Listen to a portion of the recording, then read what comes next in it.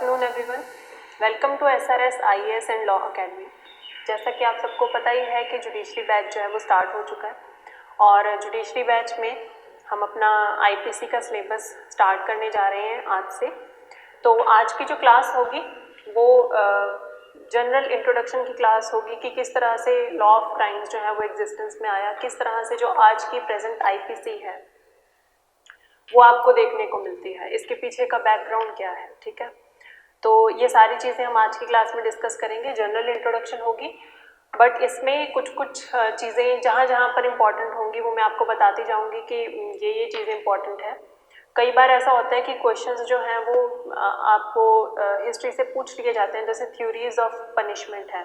ठीक है, तो वो लाई तो हमारे हिस्ट्री में करती हैं, ठीक है, हिस्टोरिकल बैकग्राउंड में करती हैं, लेकिन उनसे क्वेश्चंस जो हैं वो पूछ लिए जाते हैं। और आपकी प्रैक्टिकल नॉलेज के लिए भी आपको पता होना चाहिए कि अगर हम एक लॉ पढ़ रहे हैं तो उस लॉ के पीछे बनने के पीछे क्या क्या रीजंस हैं।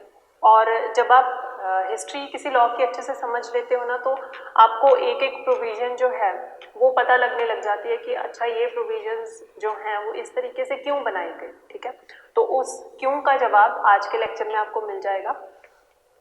तो हम अपनी क्लास स्टार्ट करते हैं। ठीक है, तो IPC जो है वो हमारी फॉल करती है लॉ ऑफ क्राइम्स में। ठीक है, कि क्राइम्स का क्या लॉ है वो हमें IPC बताती है। ठीक है, अब जो लॉ ऑफ क्राइम्स होते हैं ना, इनसे डील करते हैं पीनल कोड्स। ठीक है, अब क्राइम्स जो हैं उनकी हिस्ट्री उतनी ही पुरानी है जितनी कि पुरानी हिस्ट्री मैनकाइंड की है। ठीक है, पहले क्या होता था, स्टोन एज का एरा था। ठीक है, वहाँ पर सिर्फ एक ही राइट चलती थी। किसकी राइट? कि जो ताकतवर है, ठीक है, जिसके पास ताकत है वो जोर जब अपने जोर से अपने दम पर वो जीता था। ठीक है, अगर स्टोन एज में क्या होता था कि जो इंसान होते थे वो पशुओं को मारकर खाते थे। ठीक है, तो अगर पशु ने, जो जानवर है, उसने इंसान को मार दिया तो इंसान मर जाएगा और जानवर जो है वो जीत जाएगा। अगर इंसान इतना स्ट्रांग है तो वो जानवर को मार देगा, वो जीत जाएगा और अपना पेट भर लेगा। ठीक है, इस तरीके से अपनी हिस्ट्री चलती है। तो एक जो हमारे पास सिर्फ जो एक चीज चलती थी वो क्या थी?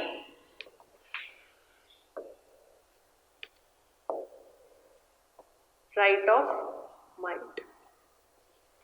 ठीक है, यही चीज कि जो ताकतवर है, जिसने अपना जोर चला लिया, वो वही जो है वो सरवाइव कर पाएगा। ठीक है, अब सारी जितनी भी राइट्स थी, जो ताकतवर थे, जो जिनके पास चाहे पैसे की ताकत थी या जिनके पास चाहे फिजिकली वो ताकतवर थे, उनका जोर चलता था।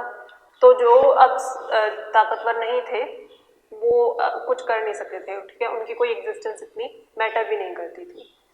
पर जैसे जैसे सोसाइटी ग्रू हुई, जैसे जैसे सोशलाइजेशन हुई, वैसे वैसे एक सोशल ऑर्डर की भी ज़रूरत महसूस हुई। ठीक है, तो राइट ऑफ माइट के बाद हमें सोशलाइजेशन के साथ ही सोशल ऑर्डर की ज़रूरत महसूस होने लगती है।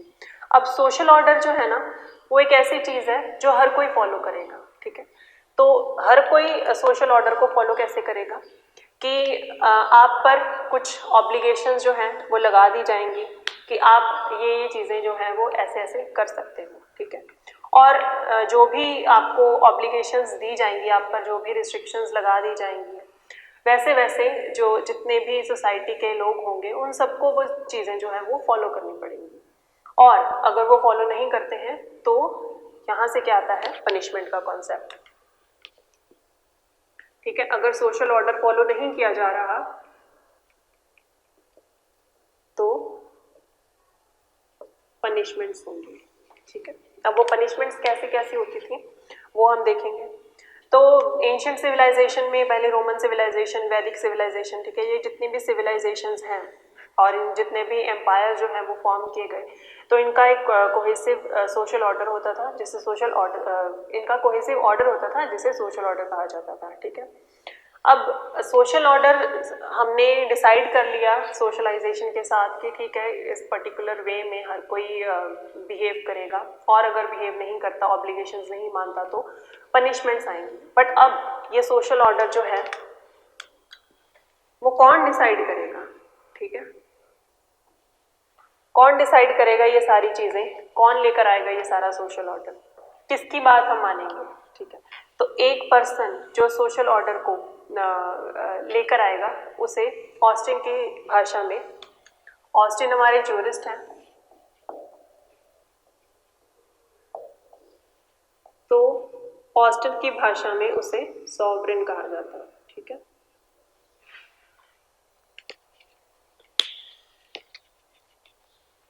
तो वैदिक एज में ये जो सॉवरेन था ये कौन होता था? राजा। ठीक है, तो जो राजन थे वो सॉवरेन थे।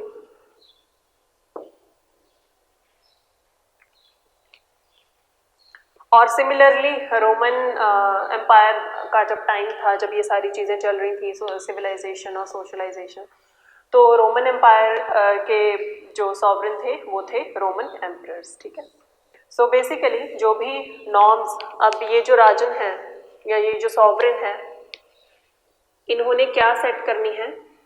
नॉर्म्स। ठीक है, नॉर्म्स में क्या होगा कि किस तरह की ऑब्लिगेशंस हैं आपकी, और आपने किस तरीके से सोसाइटी में उठना बैठना है, क्या क्या चीज़ें फॉलो करनी है, वो सारा जो है वो नॉर्म्स ये सॉवरेन डिसाइड करता था। ठीक है, अब जैसे जैसे सोसाइटी बदली वैसे वैसे सॉवरेन्स बदले, और जैसे जैसे सोशलाइजेशन होती गई टाइम के साथ साथ, सॉवरेन्स बदलने के साथ साथ क्या होता गया कि हमारी नॉर्म्स भी बदलती गई। ठीक है, तो सॉवरेन्स चेंज होते गए, साथ साथ में हमारी नॉर्म्स भी चेंज होती गई।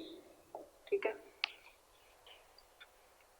अब स्टार्टिंग में जो सॉवरेन था वो इंसान था। ठीक है, हमने अभी डिसाइड किया कि सॉवरेन जो है वो राजन था। बाद में क्या हुआ कि जो सॉवरेन है उसका कंसेप्ट चेंज हो गया, और इसी तरीके से कंसेप्ट जो है वो सॉवरेनिटी का भी चेंज हो गया। ठीक है, तो तब कंसेप्ट आया स्टेट का। ठीक है, राजन की जो भी जहाँ पर वो राज करेगा, ठीक है, उसकी प्रजा, तो स्टेट के साथ ही डेमोक्रेसी का कॉन्सेप्ट आया।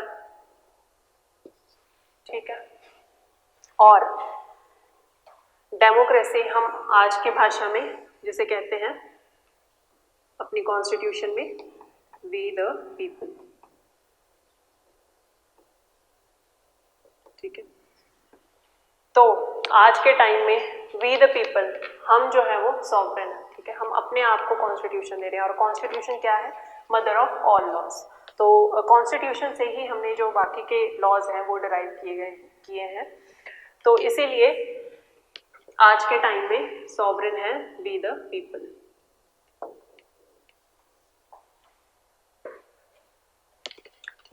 कुछ और स्टेट्स हैं जहाँ पर कम्युनलिज्म चलता है, मोनार्की है। ठीक है, वो वहाँ पर उनके सॉवरेन जो है वो उस अकॉर्डिंगली वो है। ठीक है,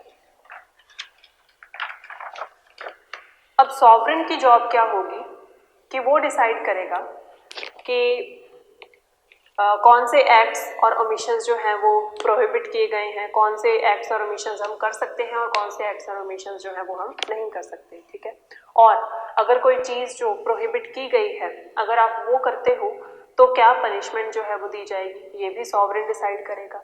और वो जो पनिशमेंट है वो डेथ पेनल्टी तक भी हो सकती है, डेथ पेनल्टी जितनी बड़ी भी हो सकती है, और एक छोटा सा फाइन लगाने जितनी भी मामूली सी भी हो सकती है। ठीक है, तो सॉवरेन का काम ये है कि उसने सोसाइटी को कंट्रोल रखने के लिए ये सारी चीज़ें जो है वो देखनी है। ठीक है, वही डिसाइड करके अपनी जनता को बताएगा कि आप किस तरीके से उसके जो प्रजा है या उसका जो एरिया है, राजन के अगर हम केस देखें तो उसका जो राज्य है उसमें आप कैसे रह सकते हो। ठीक है, अब एक तरीके से जब उसने राजा ने ये सारी चीज़ें बता दी तो इस तरीके से हमें एक इंस्ट्रूमेंट मिल गया, ठीक है। इंस्ट्रूमेंट किस चीज़ का? सोशल कंट्रोल का, सोशल ऑर्डर का। और ये जो इंस्ट्रूमेंट है, जैसा कि मैंने आपको बताया, ये इंस्ट्रूमेंट क्या कहलाया? पीनल कोड, ठीक है। अब जिस देश का पीनल कोड होगा, जैसे हमारे इंडिया का पीनल कोड है तो हम उसे इंडियन पीनल कोड कह देंगे, ठीक है। अगर बांग्लादेश का है तो वो बांग्लादेश पीनल कोड हो जाएगा, अगर श्रीलंका का है तो वो श्रीलंका का पीनल कोड हो जाएगा, ठीक है।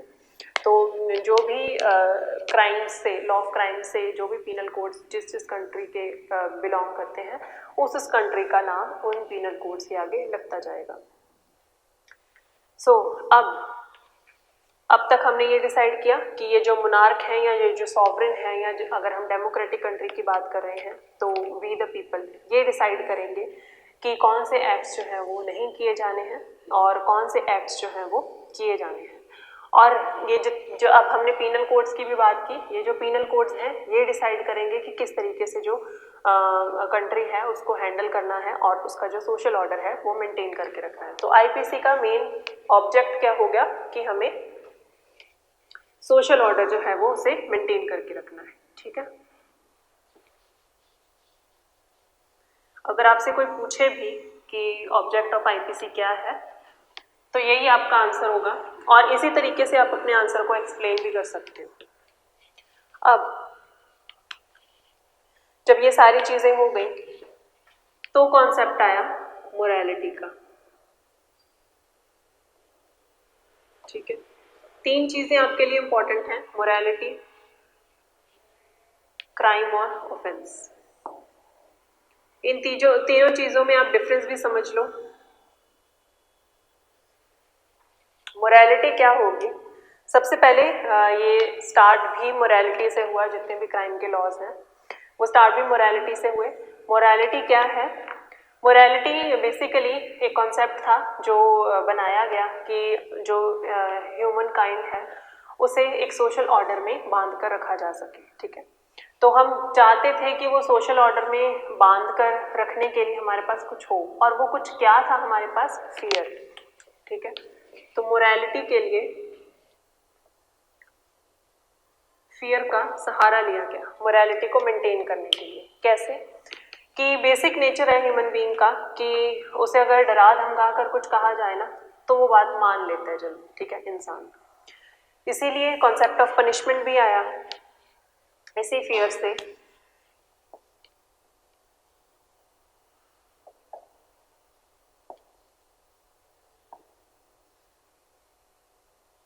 कॉन्सेप्ट ऑफ पनिशमेंट भी आया, ठीक है। अब जो उस टाइम पर ओल्डेस्ट चीज जो चल रही थी या जो चीज हर कोई मान रहा था वो क्या था? वो था रिलीजन। तो हम ये कह सकते हैं कि मोरालिटी जो है वो एक तरह से रिलीजन से आई, या हम ये भी कह सकते हैं कि रिलीजन और मोरालिटी जो है वो साथ साथ चलती हैं, ठीक है। अब रिलीजन जो है वो एक जोड़े रखने के लिए, सोसाइटी को जोड़े रखने के लिए एक कोहेसिव फोर्स की तरह काम किया, ठीक है। तो ये एक तरह की सोशल कोहेसिव फोर्स थी जिसमें कि हर एक रिलीजन में आप देखो भी, अगर हर एक रिलीजन में तो एक चीज़ तो कॉमन है ही कि हम ह्यूमैनिटी को बहुत ऊपर का दर्जा देते हैं, ठीक है। तो और दूसरी बात, हर एक रिलीजन में दो चीज़ें आती हैं। एक तो ये कि कोई तो सुपर नेचुरल पावर है, ठीक है। चाहे वो क्रिश्चियनिटी हो, चाहे वो हिंदुइज्म हो, चाहे वो मुस्लिम, अगर हम मोहम्मदन लॉ की बात करें, या चाहे वो सिखिज्म भी हो, हर कोई एक सुपर नेचुरल पावर में बिलीव करता है। और वो ये भी बिलीव करते हैं ऑलमोस्ट हर एक रिलीजन कि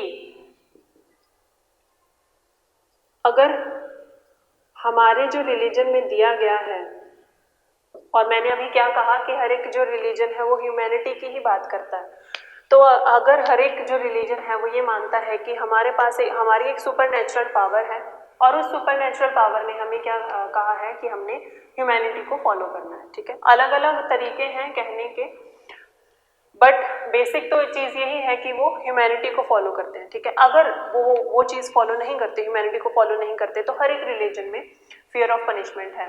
जैसे मुस्लिम लॉ में दोजक का कॉन्सेप्ट है कि अगर हमने अच्छे कर्म नहीं किए तो हमें दोजक मिलेगा, और हिंदुइज्म में हम उसे हेल कह देते हैं, क्रिश्चियनिटी में हेवन एंड हेल का कॉन्सेप्ट है, ठीक है, इस तरीके से, ठीक है। तो ये फियर ऑफ पनिशमेंट कहाँ से आता है? तो मोरालिटी भी फियर का ही सहारा ले रही है, कॉन्सेप्ट ऑफ पनिशमेंट मोरालिटी में भी आ रहा है और रिलीजन में भी यही चीज़ आ रही है। तो हम कह सकते हैं कि रिलीजन और मोरालिटी जो है वो इंटरलिंक्ड है, ठीक है। इसी तरीके से अब जहाँ पर फियर ऑफ पनिशमेंट है तो वहाँ पर ऑटोमेटिकली क्या चीज़ आ जाती है? इस फियर को से बचने के लिए हम क्या करते हैं? सब कुछ सही ही करना चाहते हैं। अगर सोसाइटी में ये डर है कि हमें पनिशमेंट मिल जाएगी तो सोसाइटी क्या करेगी? सब कुछ सही तरीके से ही करेगी। जो भी उनके सॉवरेन ने कहा है, जो भी उनके सुप्रीम पावर ने कहा है, जो उनका रिलीजन कहता है, जो मोरालिटी कहती है, वो उसे फॉलो करेंगे, ठीक है। तो अब ये जो फियर था और डूइंग एवरीथिंग राइट, ये भी हर एक जो इंसान है वो फॉलो करने लग गया, ठीक है। इससे क्या हुआ? और हमने यहाँ पर ये जो फियर ऑफ पनिशमेंट की बात की, तो यहाँ पर सिन का कॉन्सेप्ट भी है, ठीक है।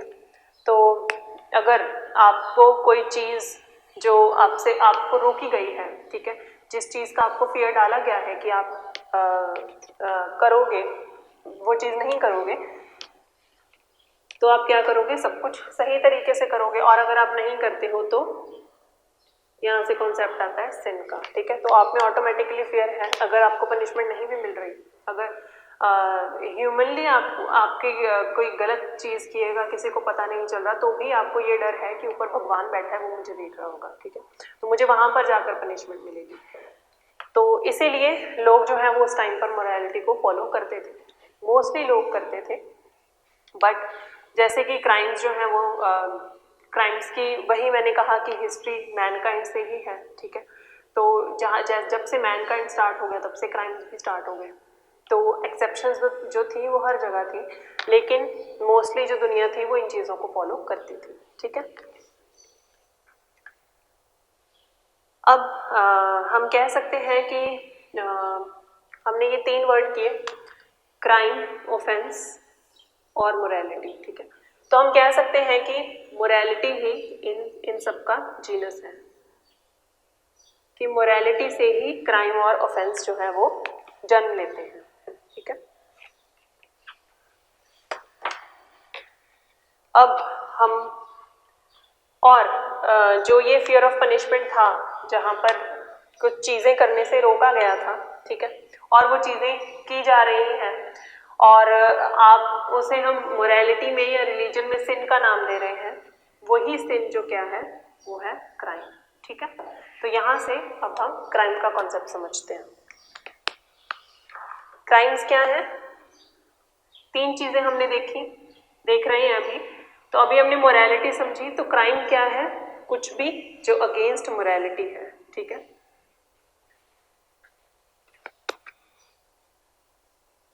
Which is against morality.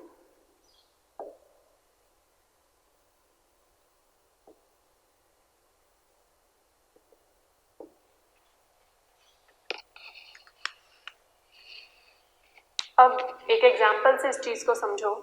एक हंग्री लेडी है, भूखी औरत है, वो स्ट्रीट पर बैक कर रही है खाने के लिए, ठीक है, और मैं उस लेडी को पैसे देने से मना कर देता हूँ, ठीक है। अब वो जो लेडी है वो भूख से तड़प तड़प कर मर जाती है, ठीक है। अब ये जो चीज़ है, मोरालिटी हमें क्या सिखाती थी कि आपने ह्यूमैनिटी को फॉलो करना है, ठीक है। अगर आप फॉलो नहीं करते हो तो आप में एक फियर रहेगा। फियर किस चीज़ का रहेगा? कि आपने कुछ सही नहीं किया तो आपने सिन कर दिया, ठीक है, आपने पाप कर दिया। और दूसरी चीज़ क्या है कि वहीं से कॉन्सेप्ट ऑफ पनिशमेंट भी आता है, ठीक है। अगर आपने कुछ चीज़ गलत कर दी तो आपको पनिशमेंट भी मिलेगी, ठीक है। अब क्राइम में क्या हो रहा है? एक लेडी है, वो बैक कर रही है आप खाने के लिए, आप उसे पैसा नहीं दे रहे हो खाने के लिए, और वो लेडी जो है वो मर जाती है, ठीक है। अब ये एक तरह का क्राइम है। क्राइम किसके अगेंस्ट है? अगेंस्ट ह्यूमैनिटी, क्योंकि हमारी मोरालिटी क्या कहती है कि आपने ह्यूमैनिटी को फॉलो करना है। ठीक है। अब ये चीज़ क्राइम अगेंस्ट ह्यूमैनिटी तो है, बट आईपीसी में कहीं आपको ऐसा दिखता है, मिलता है कि, या लॉ में कहीं आपको ऐसा मिलता है कि कोई अगर भूखा इंसान है, आप उसे पैसे नहीं दे रहे और वो भूख से मर जाता है तो इसमें आपका कसूर है? ऐसा तो नहीं है ना। तो ये जो क्राइम है, ये क्राइम अगेंस्ट ह्यूमैनिटी हो सकता है, बट ये क्राइम अगेंस्ट स्टेट नहीं है। ठीक है। क्राइम अगेंस्ट स्टेट हम अभी डिस्कस करते हैं कैसे। ठीक है। तो कोई चीज़, यहाँ से हमें क्या पता चलता है कि कोई चीज़ जो है वो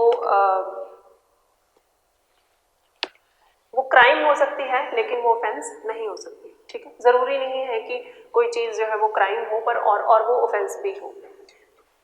तो यहाँ से हम क्राइम और ऑफेंस का भी रिलेशन समझते हैं और दोनों में डिफरेंस भी समझते हैं। ठीक है।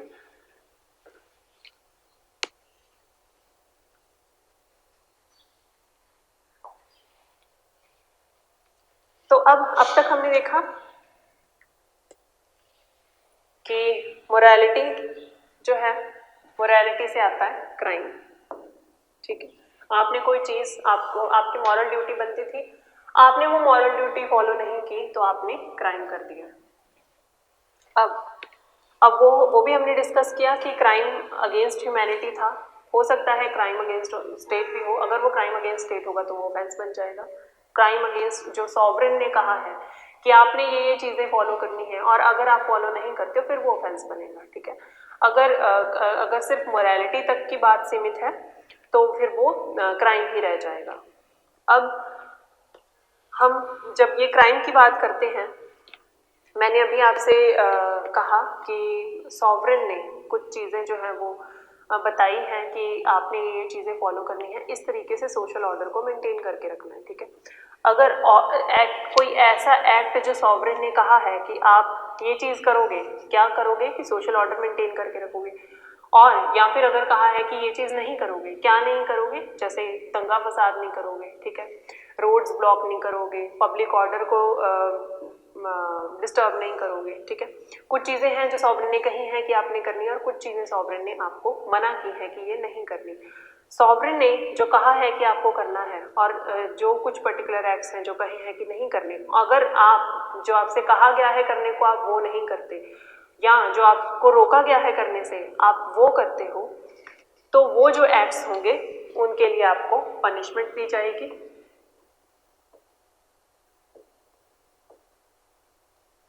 ठीक है। और जब ये क्राइम और ये पनिशमेंट मिल जाएंगे तो वो ऑफेंस हो जाएगा। ठीक है। अब ये चीज़ समझो कि क्राइम जो है वो ऑफेंस कब होगा? क्राइम जब पनिशेबल बाय लॉ हो जाएगा। लॉ क्या है? ऑस्टिन के वर्ड्स में लॉ जो है वो कमांड ऑफ सॉवरेन है। ठीक है।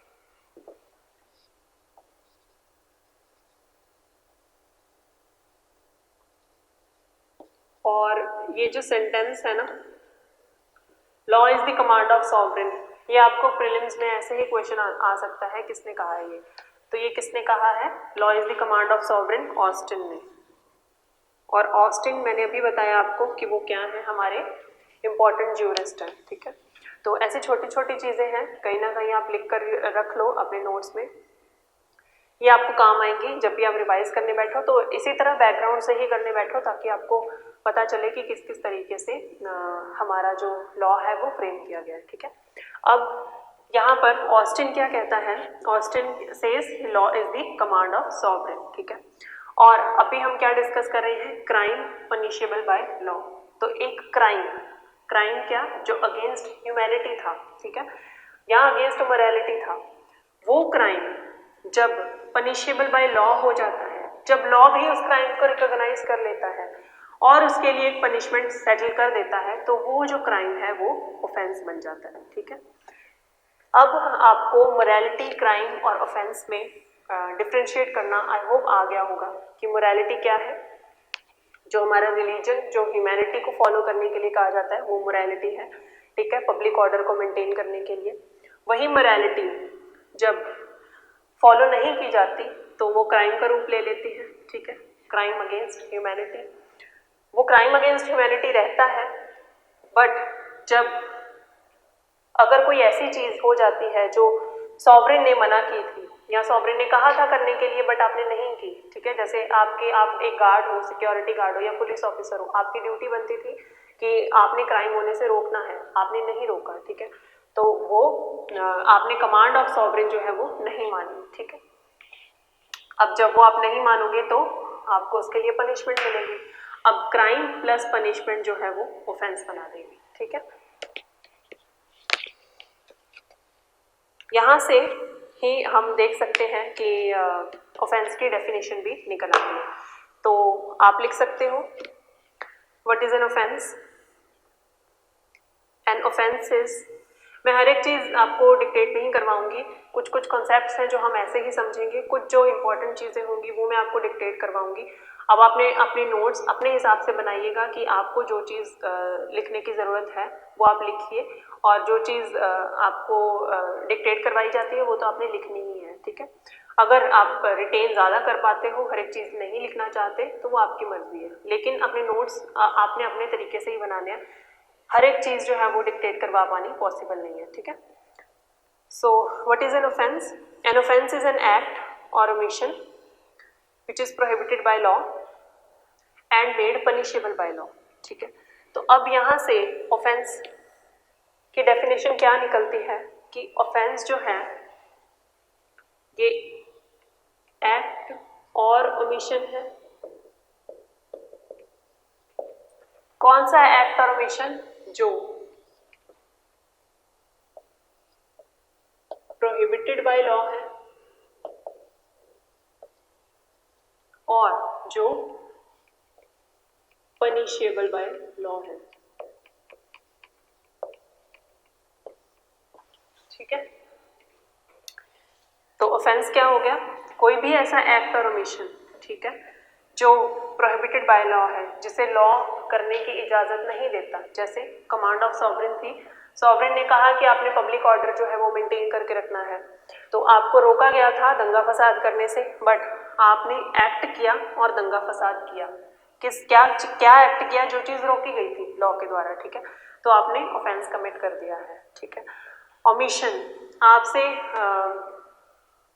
ओमिशन में ये चीज़ आती है कि आपको रोका गया था दंगा फसाद करने से। एक्ट में ये चीज़ आती है आपने ऐसा कोई एक्ट नहीं करना जिससे कि किसी की बॉडी को, किसी स्टेट को या किसी की प्रॉपर्टी को नुकसान हो, ठीक है, ऐसा एक्ट आपने नहीं करना है। ऐसे एक्ट्स जो है वो प्रोहिबिटेड बाय लॉ है, और अगर आप ऐसे एक्ट्स करते हो जो कि लॉ ने रोके हैं और जिनकी लॉ ने पनिशमेंट तय की है, तो वो है ऑफेंस बन जाएगा, ठीक है।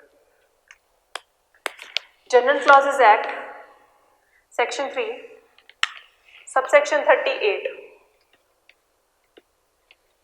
Section 3 subsection 38 general clauses act.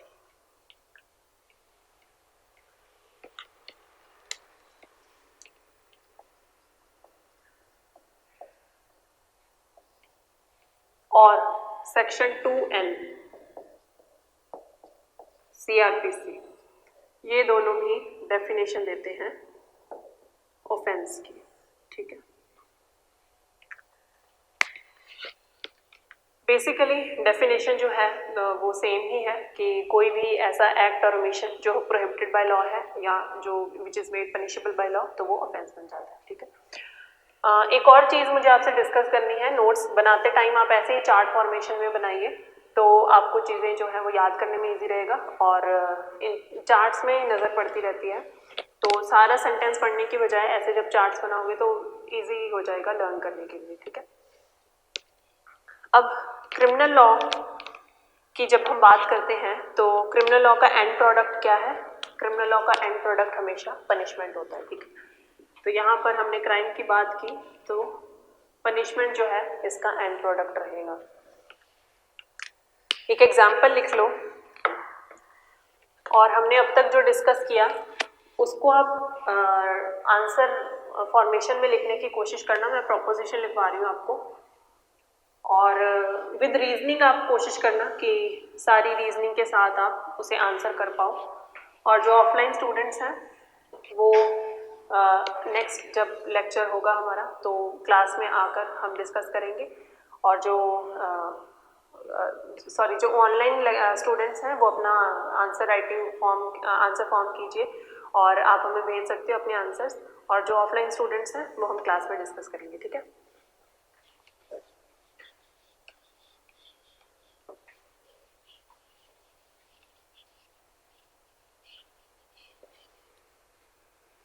तो अपनी प्रोपोजिशन लिख लो।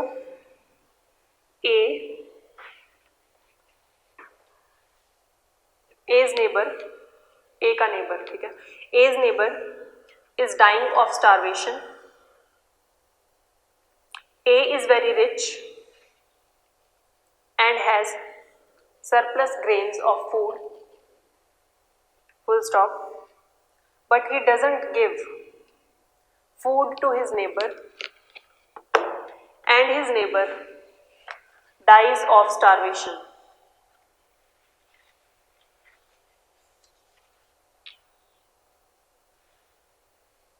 Has A committed any offense? Question mark.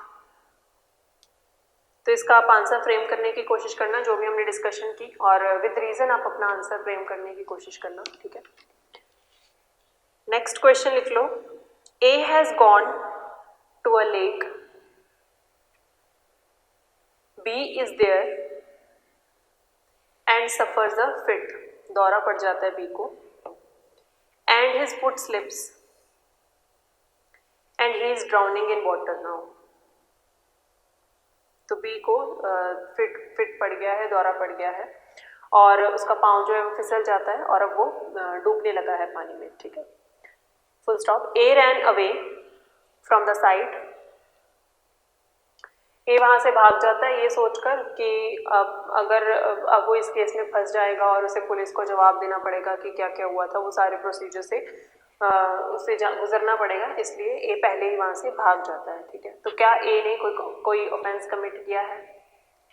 So A ran away from the site thinking that he will have to answer the police and go through the procedure. Has he committed any offense? Question mark. तो इन दोनों questions के आप answer frame करने की कोशिश करना और हम डिस्कस करेंगे, ठीक है। अब हमने अब तक जो पढ़ा, जितनी भी डिस्कशन की, उससे क्रक्स क्या निकलता है कि सोशल ऑर्डर मेंटेन करने के लिए ना 3 चीजें इंपॉर्टेंट है, ठीक है। लिख लो। To make a law,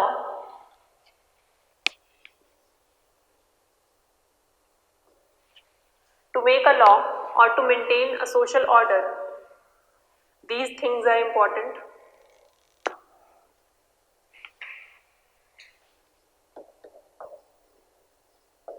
First point है, my state should remain protected.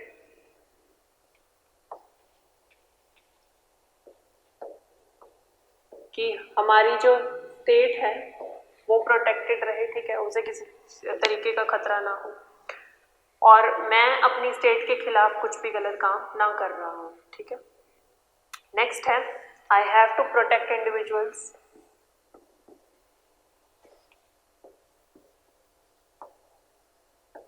Protection of individuals भी इंपॉर्टेंट है। एक इंसान की ड्यूटी बनती है कि वो दूसरे इंसान को प्रोटेक्ट करे, ठीक है। एक इंडिविजुअल की ड्यूटी है कि वो दूसरे इंडिविजुअल को सेफ फील करवाए। नेक्स्ट है third, I have to protect the property of individuals, all individuals.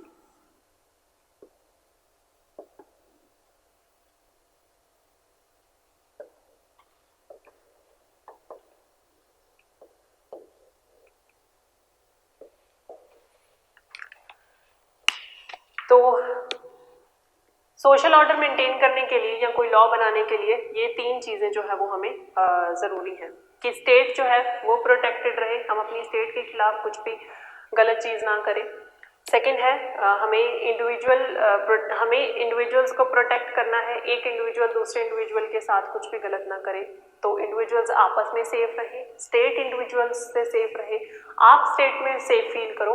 और थर्ड है कि प्रॉपर्टी ऑफ इंडिविजुअल्स भी जो है वो प्रोटेक्टेड रहे। अगर आपकी कोई प्रॉपर्टी है उसको किसी और से खतरा ना हो, आप सेफ फील करो अपनी प्रॉपर्टी को लेकर भी कि कोई मेरी प्रॉपर्टी को नुकसान नहीं पहुंचाएगा। ठीक है, तो यहाँ से तीन चीज़ें हमें क्या देखने को मिलती हैं, स्टेट, इंडिविजुअल और प्रॉपर्टी ऑफ इंडिविजुअल।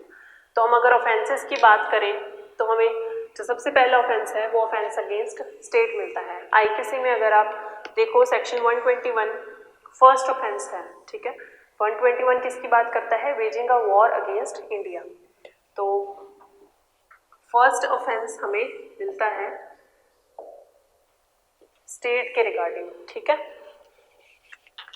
इसी तरीके से नेक्स्ट जो ऑफेंसेस हमारे निकल के आते हैं वो इंडिविजुअल्स ऑफेंसेस अगेंस्ट इंडिविजुअल और offences against property of all individuals. जो हमारे मेजर ऑफेंसेस हैं वो इन्हीं तीन चीज़ों से डील करते हैं और हमारा लॉ क्या कोशिश कर रहा है कि वो इन्हीं तीन चीज़ों को प्रोटेक्ट करे। ठीक है,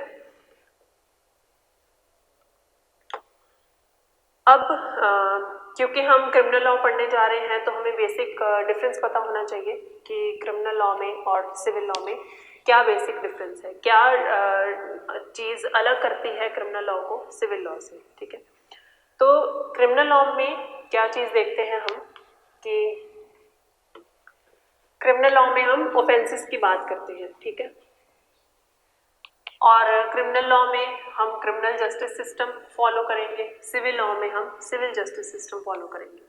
ठीक है, सिविल लॉज जो होते हैं वो रॉन्ग्स होते हैं, ज़्यादातर जो सिविल लॉ में केसेस आते हैं वो रॉन्ग्स से रिलेटेड आते हैं। ठीक है, तो आपको सिविल रॉन्ग और ऑफेंस में डिफरेंस पता होना चाहिए। ठीक है, ऑफेंस कहाँ होगा, क्रिमिनल लॉ में, सिविल लॉ में रॉन्ग होगा, यही जो ऑफेंस होगा ये वहाँ पर जाकर रॉन्ग बन जाएगा। ठीक है, और यहाँ पर हम क्रिमिनल जस्टिस सिस्टम फॉलो करेंगे, यहाँ पर हम सिविल जस्टिस सिस्टम फॉलो करेंगे। ठीक है, यहाँ पर मोस्टली कंसेप्ट आता है पनिशमेंट का या फाइन का। ठीक है, और यहाँ पर जो कॉन्सेप्ट है वो आता है डैमेजेस का, कॉम्पनसेशन का।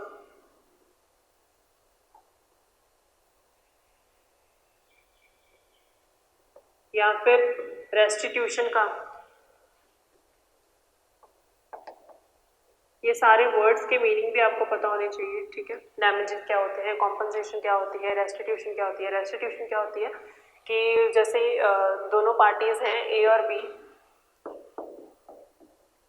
तो जब सिविल जस्टिस सिस्टम में क्या होगा कि अगर सपोज कोई रॉन्ग हुआ है ए के अगेंस्ट या बी के अगेंस्ट, जिसके भी against, suppose A versus B है तो बी के अगेंस्ट कोई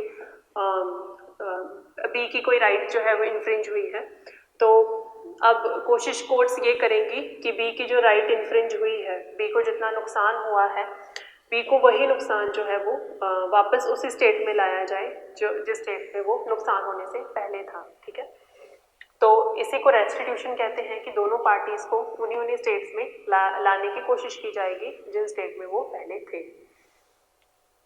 इसके अलावा हाँ, तो जब हम बात करते हैं ऑफेंस की, तो ऑफेंस जो होता है ना वो अगेंस्ट स्टेट होता है।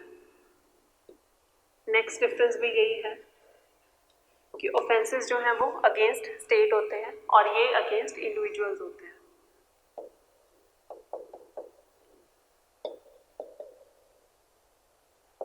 ऑफेंस अगेंस्ट स्टेट कैसे होगा, हम जब केसेस भी देखते हैं क्रिमिनल केसेस, तो वहाँ पर केसेस ऐसे होते हैं ना, स्टेट वर्सेस ABCD, कि इसने, ये जो एक्यूज्ड है, इसने कोई भी ऑफेंस किया है तो वो ऐसे माना जाएगा कि वो स्टेट के अगेंस्ट ऑफेंस है। अगर सपोज इसने किसी के घर में चोरी कर ली, ठीक है, ABCD ने रात को घुस के क्या सपोज XYZ के घर में चोरी की, ठीक है, अब स्टेट ने क्या, हमने स्टार्टिंग में पढ़ा कि स्टेट की ड्यूटी बनती थी, स्टेट ने सोशल ऑर्डर मेंटेन करने का जिम्मा ले रखा था। ठीक है, तो स्टेट की ड्यूटी बनती थी कि वो आपको सेफ फील कराए, आपकी प्रॉपर्टी को सेफ फील करवाए और स्टेट जो है वो आपको प्रोटेक्टेड फील कराए, ठीक है। अपने आप स्टेट में रहते हुए ये फील करो कि हाँ मैं यहाँ पर सेफ हूँ।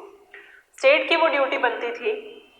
बट जब आपके घर में चोरी हो गई तो एक तरह से हम कह सकते हैं कि स्टेट जो है वो फेल हो गई अपनी ड्यूटी परफॉर्म करने से। इसीलिए स्टेट जो है वो फिर जिम्मा ले लेती है कि मैं अपनी ड्यूटी परफॉर्म करने से फेल हुई हूँ तो आपको जस्टिस भी मैं ही दिलवाऊंगी, ठीक है।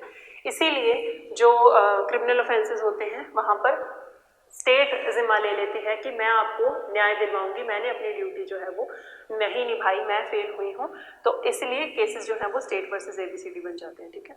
अब क्रिमिनल ऑफेंसेस में होगा भी यही कि सारा जो खर्चा होगा ना, मोस्टली वो सारा खर्चा जो है वो स्टेट ही उठाएगी, ठीक है। तो एबीसीडी को समन्स भेजने हैं, सब कुछ करना है, विटनेसेस बुलाने हैं, विटनेसेस को बुलाने के लिए जितना भी खर्चा आएगा वो सारा जो है वो स्टेट बेयर करेगी। जबकि सिविल रॉन्ग में ये अगेंस्ट इंडिविजुअल है तो ये ए वर्सेस बी होगा, ठीक है। अब ए ने बी के खिलाफ केस डाला है तो इसको बुलाने का खर्चा सारा। अब सिविल रॉन्ग्स में एक चीज़ और है, यहाँ पर स्टेट की ड्यूटी बनती थी कि आपको सेफ फील कराए, प्रोटेक्ट फील करवाए। सिविल रॉन्ग्स में इंडिविजुअल के प्रति ड्यूटी बनती है कि मैं तुम्हारा कुछ बुरा नहीं करूँगा, तुम मेरा कुछ बुरा मत करना, ठीक है। इस तरीके से म्यूचुअल अंडरस्टैंडिंग से सिविल रॉन्ग्स चलते हैं, सोसाइटी चलती है। तो अगर अब ए ने बी का बुरा कर दिया या बी ने ए का बुरा कर दिया तो अब ए और बी जो है ये दोनों आपस में स्टेट के पास जाएंगे कि आप सॉवरेन हो, आप देखो कि इसने ये कुछ किया है, ठीक है। तो उसके लिए हमारी कोर्ट्स बनी हुई हैं, तो कोर्ट में जाकर के अपना केस जो है वो कॉन्टेस्ट करेंगे। अब यहाँ पर क्योंकि स्टेट की ड्यूटी थी और क्योंकि ऑफेंस जो है वो बड़ी चीज़ है, यहाँ पर सिर्फ सिविल रॉन्ग है, डैमेजेस कॉम्पनसेशन से बात बन सकती है, ठीक है। तो यहाँ पर अब जितना भी खर्चा होगा जो यहाँ स्टेट उठा रही थी अपने समन्स बुलाने का, विटनेसेस बुलाने का, वो सारा खर्चा अब यहाँ पर पार्टीज बेयर करेंगे, ठीक है। तो अगर ए बी के अगेंस्ट कोई केस फाइल करता है तो वहाँ पर ए को ही सारा खर्चा उठाना पड़ेगा। वो अलग बात है कि जब केस जो है वो सेटल होगा तो उसे किसी तरीके की कॉम्पनसेशन वगैरह जो है वो मिल सकती है, वो बात की बात है, ठीक है।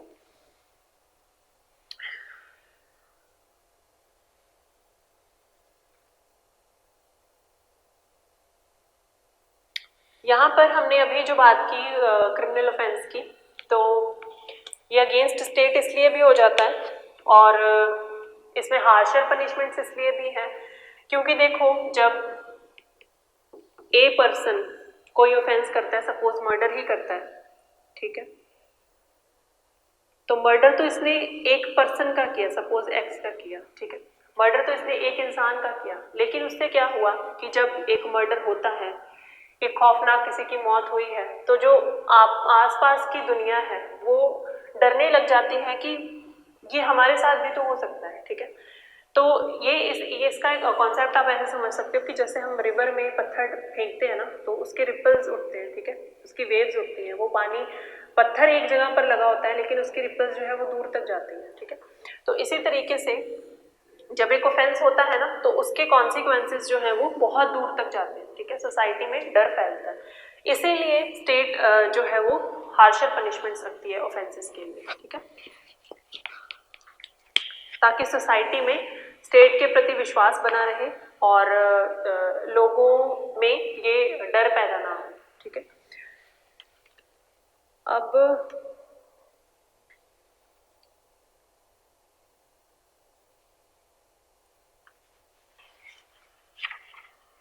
इसके बाद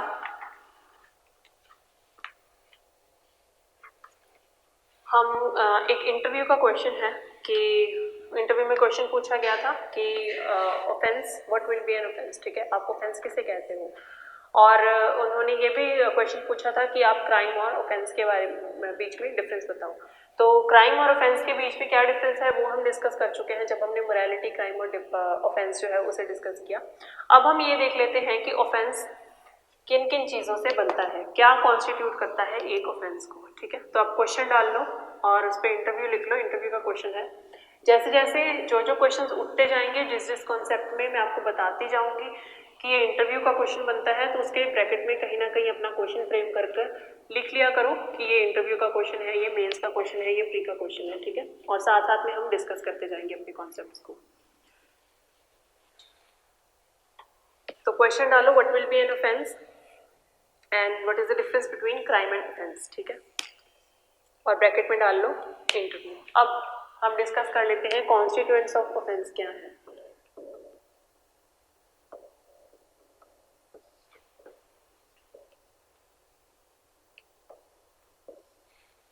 तो क्या क्या चीजें जो है वो ऑफेंस को कॉन्स्टिट्यूट करती हैं। तो हमने अभी डिस्कस किया था कि क्राइम जब पनिशेबल बाय लॉ हो जाता है तो वो ऑफेंस बनाता है, ठीक है। अब क्राइम क्या है, उसके लिए आप अभी पॉइंट्स में डाल करना लिख लो। Constituents of offence, first an act और omission, second must have been prohibited by law, third accused has committed that offence, accused has committed that act or omission, ठीक है। Fourth, infringement of that act or omission is made punishable by law। तो offence क्या क्या चीज़ों से बनेगा, एक कोई भी एक्ट या ओमिशन हुआ होना चाहिए, और वो जो एक्ट और ओमिशन है वो प्रोहिबिटेड बाय लॉ होना चाहिए, जो एक्यूज्ड है उसी ने वो एक्ट और ओमिशन किया होना चाहिए, ठीक है। और उसकी जो इन्फ्रिंजमेंट थी एक्ट और ओमिशन की वो लॉ में पनिशेबल होनी चाहिए। तो जब ये सारी चीजें होंगी तब हम मान लेंगे कि ऑफेंस जो है वो हुआ है, ठीक है। अब हम थोड़ी सी हिस्ट्री देख लेते हैं कि क्राइम की हिस्ट्री वर्ल्ड में क्या थी पहले, ठीक है। तो पहले एंशियंट टाइम में लॉ ऑफ एंशियंट मैन क्या था, लॉ ऑफ रॉन्ग्स, ठीक है। तो वो लॉ ऑफ क्राइम्स नहीं था। तो तब क्या होता था कि वो टाइम था कॉम्पनसेशन का टाइम। किसी ने किसी को मार दिया, ए ने बी को मार दिया, मर्डर कर दिया, ठीक है। और सपोज बी एक अमीर इंसान है, ठीक है, वेल्दी है ये। बी क्या करेगा कि ए को बी ने ए को मारा है, ठीक है। तो बी एक वेल्दी इंसान है, चाहे इसने एक मर्डर भी कर दिया, बट ये अमीर है, तो ये अपनी अमीरी का फायदा उठाते हुए क्या करेगा, कॉम्पनसेट कर देगा ए की फैमिली को, ठीक है। इस तरीके से इनका जो केस है वो रफा दफा हो जाएगा, ठीक है। तो जो एंशिएंट टाइम्स थे ना, वहाँ पर रॉन्ग्स ज़्यादा प्रिविलेंट थे बजाय कि क्राइम्स के और ऑफेंसेस के, ठीक है। तो तब क्या होता था कि इस तरीके से पैसे दो, ब्लड और मनी का कॉन्सेप्ट था कि अगर आपने खून भी कर दिया है तो आप पैसे दो और छूट जाओ, ठीक है। और बहुत सारी सेंचुरीज तक ये बेसिक लॉ ऑफ रॉन्ग्स ही चलता रहा। बट और तब के टाइम पर कोई भी कॉन्सेप्ट ऑफ पनिशमेंट नहीं था। बट अराउंड 8th और 9th सेंचुरी, ठीक है, लॉ ऑफ पनिशमेंट एग्जिस्टेंस में आता है, और उसी के साथ साथ लॉ ऑफ क्राइम्स भी एग्जिस्टेंस में आता है। तो जैसे जैसे लॉ ऑफ क्राइम्स आया वैसे वैसे लॉ ऑफ पनिशमेंट्स भी आया। अब लॉ ऑफ पनिशमेंट में कुछ थ्योरीज हैं पनिशमेंट की, अब वो थ्योरीज लिख लो, क्योंकि ये थ्योरीज जो है वो जूरिस्प्रूडेंस में भी हम डिस्कस करते हैं, और ये जो थ्योरीज हैं ये आपको एग्जाम में भी इसके ऊपर क्वेश्चंस जो है वो बेस्ड आते हैं, ठीक है। 5 मार्क्स का मैंने किसी एग्जाम में शॉर्ट नोट देखा था जुडिशरी के एग्जाम में, ठीक है। तो ये थ्योरीज ऑफ पनिशमेंट आप लिख लो, हेडिंग डाल लो थ्योरीज ऑफ पनिशमेंट। ये जो थ्योरीज ऑफ पनिशमेंट थी ये भी टाइम के साथ साथ चेंज होती गई, जैसे जैसे सोसाइटी इवॉल्व हुई वैसे वैसे ये जो थ्योरीज हैं ये भी बदलती गई, ठीक है। तो फर्स्ट थ्योरी थी थ्योरी ऑफ रेट्रीब्यूशन।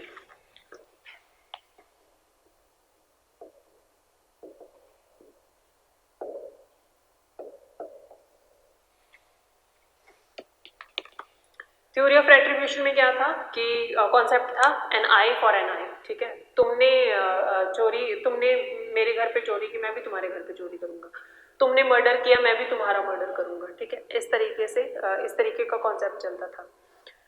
तो तब क्या हो गया कि अब यहाँ पर तो ए और बी में से बी वेल्दी है, ठीक है।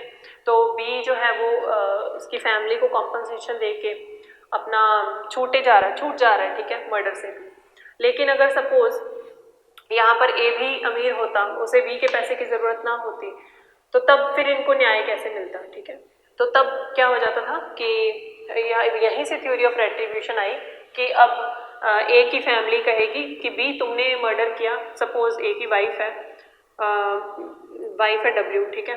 तो वाइफ जो है वो अब बदला लेने जाएगी कि तुमने मेरे पति को मारा, मैं अब तुम्हारी बीवी को मारती हूँ, ठीक है। इस तरीके से an eye for an eye चलती थी, और an eye for an eye कहावत भी an eye for an eye, tooth for a tooth. और हमारे जो गांधी जी थे वो इस चीज़ के बहुत खिलाफ थे। वो समझते थे कि अगर इसी तरीके से चलता रहा तो फिर तो सारी दुनिया जो है वो अंधी हो जाएगी, ठीक है, मतलब शांति बचेगी नहीं, इसीलिए वो अहिंसा को फॉलो करते थे।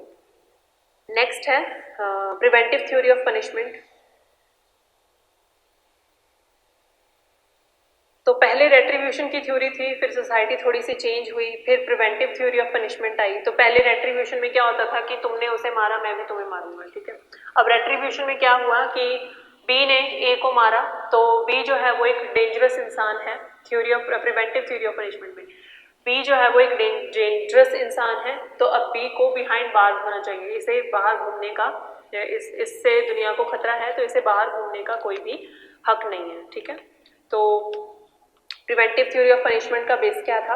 A dangerous man should better remain behind the bars. तो हम प्रिवेंट करेंगे अपनी सोसाइटी को किसी डेंजरस मैन से, ठीक है। तो ये प्रिवेंटिव थ्योरी ऑफ पनिशमेंट थी। नेक्स्ट है deterrence theory, DETTERANCE। Deterrence theory, इसमें क्या था कि हम स्ट्रिंजेंट पनिशमेंट देते थे क्रिमिनल्स को, ताकि उनमें और सोसाइटी में भी, और जो बाकी के क्रिमिनल्स हैं उनमें भी एक फियर आए, और इस तरीके से सोशल ऑर्डर जो है वो मेंटेन रहे, ठीक है। तो deterrence theory was based on giving stringent punishments to the criminals to create fear and bring social order। तो इस तरीके से फियर क्रिएट करने की कोशिश की जाती थी। और डेटरेंस थ्योरी में क्या होता था कि सपोज किसी ने अगर कोई ऑफेंस कर दिया है, एडल्ट्री कर दी है, किसी ने मर्डर कर दिया है, तो उसे चौराहे पर फांसी पर लटका दिया जाता था सबके सामने, ठीक है, या फिर चौराहे पर पत्थर मार मार कर उसे मारा जाता था। इस तरीके की पनिशमेंट जो है वो डेटरेंस थ्योरी में होती थी। नेक्स्ट है रेफर्मेशन थ्योरी, रेफर्मेटिव थ्योरी भी कहा जाता है इसे। रिफॉर्मेशन थ्योरी में क्या होता है कि,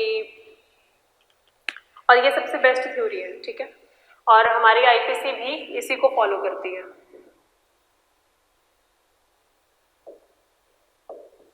रिफॉर्मेशन थ्योरी में क्या होता है कि ये बेस्ड है ना ह्यूमैनिटी पर, ह्यूमैनिज्म पर।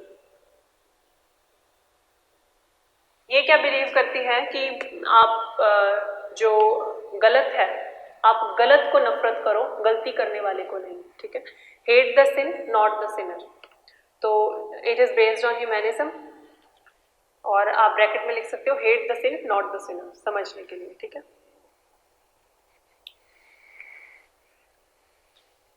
तो इस तरीके से हमारी थ्योरीज ऑफ पनिशमेंट जो है वो आती गई, चेंजेस आते गए। सबसे पहले हम रेट्रीब्यूशन में बिलीव करते थे, आई फॉर एन आई। उसके बाद प्रिवेंटिव थ्योरी ऑफ पनिशमेंट पर हम बिलीव करने लग गए कि बिहाइंड द बार्स ही जो भी क्रिमिनल है उसे बिहाइंड द बार्स ही रहना चाहिए, तो सोसाइटी में घूमने का कोई हक नहीं है, ठीक है। उसके बाद हम डेटरेंस थ्योरी पर आए। डेटरेंस थ्योरी में हमने फियर क्रिएट करने की कोशिश की कि जो बाकी क्रिमिनल्स हैं वो भी देख लें और सोसाइटी भी देख ले कि ये जो है वो अंजाम होगा अगर आपने कोई ये पर्टिकुलर ऑफेंस जो है वो किया है, ठीक है। इसके बाद हम थोड़ा सा जब सिविलाइज्ड हुए तो हमने रिफॉर्मेशन लाने की कोशिश की कि अगर किसी ने गलती कर भी दी है तो कोई बात नहीं, हम उसने जो गलत किया है हम उसे सुधारने की कोशिश करेंगे, ठीक है। हम उसे पूरी तरीके से खत्म नहीं कर देंगे, इंसान को नफरत नहीं करेंगे, उसकी गलतियों को नफरत करेंगे, ठीक है।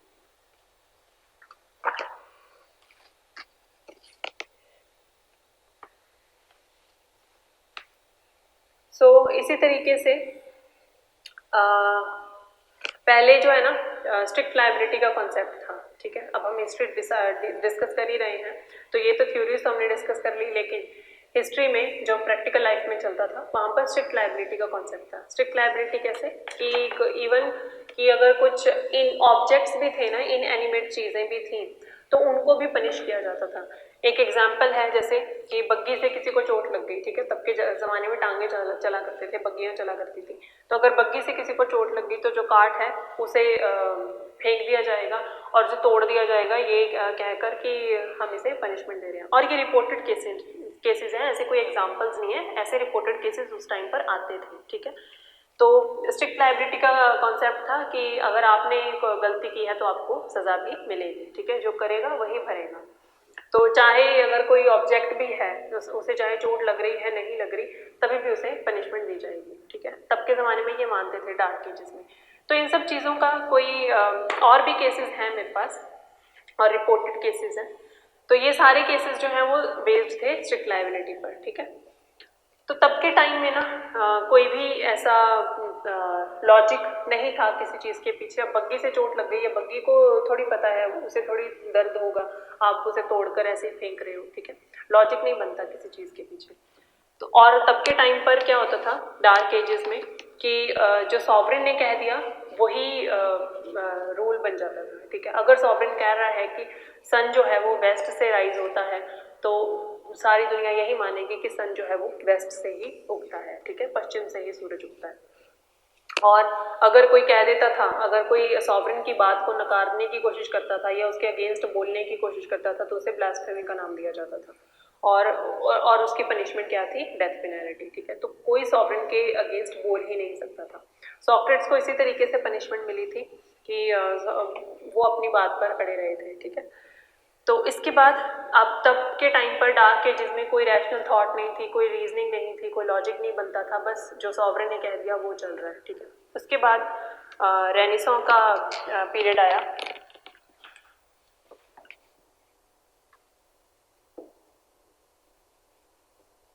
ठीक है,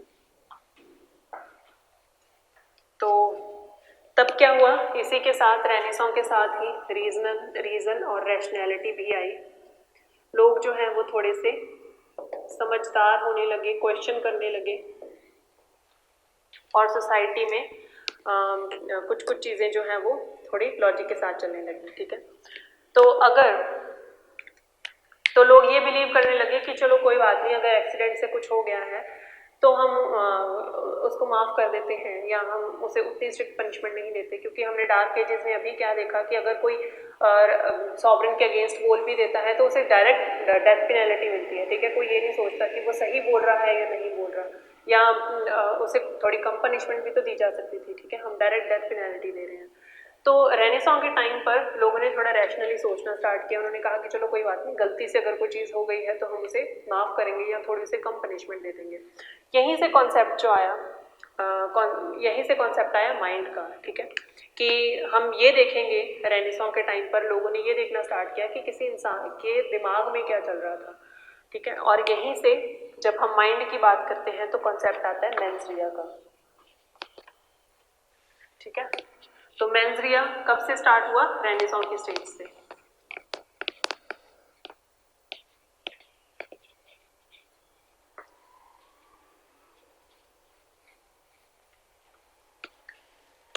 मेंस रिया क्या है, guilty conscience.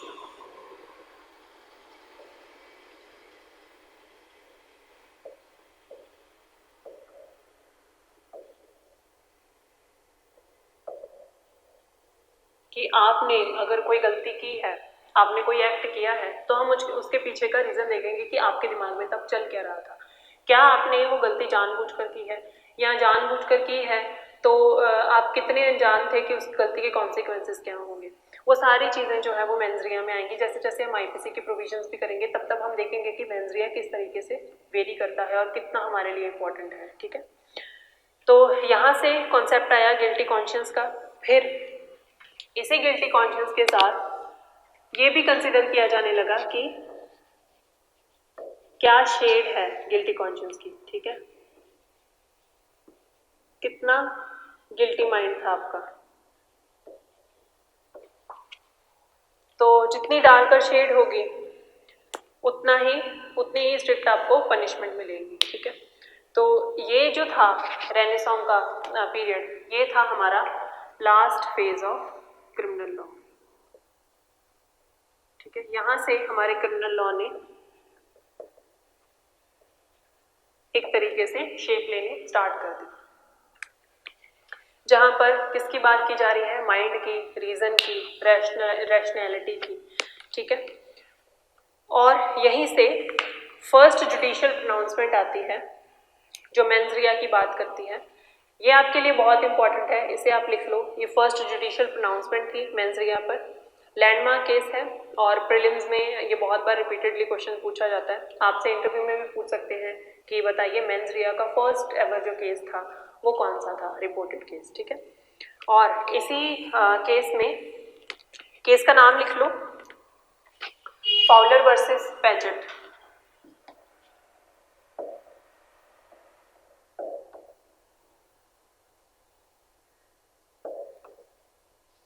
Fowler FOWLER, Paget PADGET, Paget, ठीक है। 1798 का केस है ये।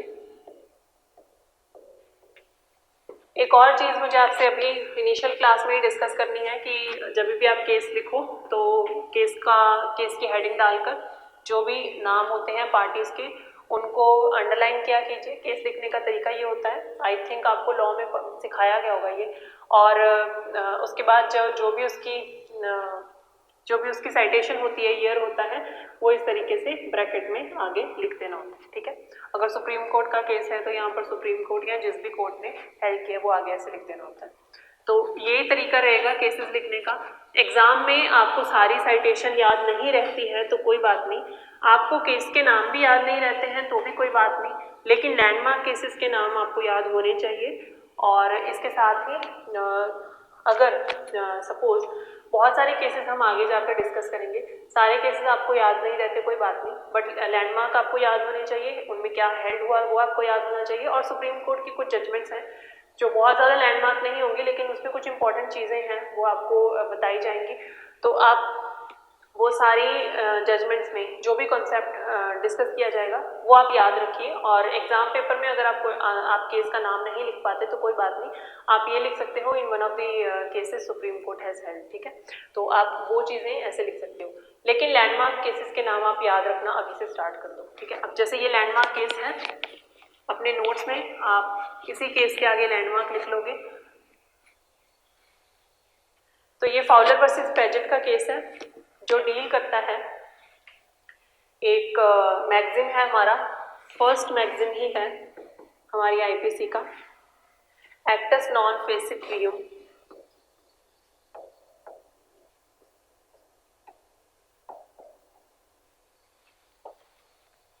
निसी मैंसिट रिया।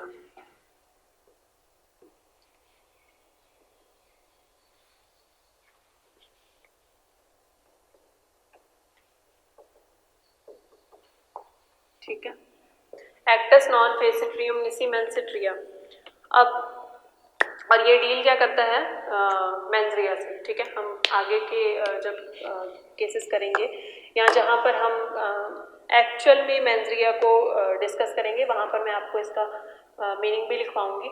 और मैगजीन्स को भी आप एक जगह पर अपनी कहीं लिस्ट बनाते जाइए और साथ साथ में जहाँ कॉन्सेप्ट भी आ रहा है वहाँ पर भी लिखिए, और जहाँ जहाँ पर आपने लिस्ट बनानी है एक लिस्ट बना लो मैगजीन्स की, क्योंकि मैगजीन्स पर भी डायरेक्ट क्वेश्चन आते हैं, ठीक है। तो आपको मैगजीन्स के मीनिंग पता होने चाहिए। और जैसे इस लैंडमार्क केस में इस मैगजीन की बात की गई है तो आपको वो भी पता होना चाहिए कि कौन सा मैगजीन किस लैंडमार्क केस के साथ डील करता है या कौन सा लैंडमार्क केस किस मैगजीन के साथ डील करता है, ठीक है। ये सारी छोटी छोटी चीज़ें हैं जो आपको पता होनी चाहिए। तो अब हम फाउलर वर्सेस पेजेट में फर्स्ट टाइम मेंस रिया की बात की गई और ये जो मैगजीन है ये दिया गया, ठीक है। अब हम ये देख लेते हैं कि माइंड जो हम मेंस रिया की बात कर रहे हैं वो क्या क्या इंक्लूड करता है, ठीक है। तो माइंड क्या क्या इंक्लूड करता है, सबसे पहले इंटेंशन,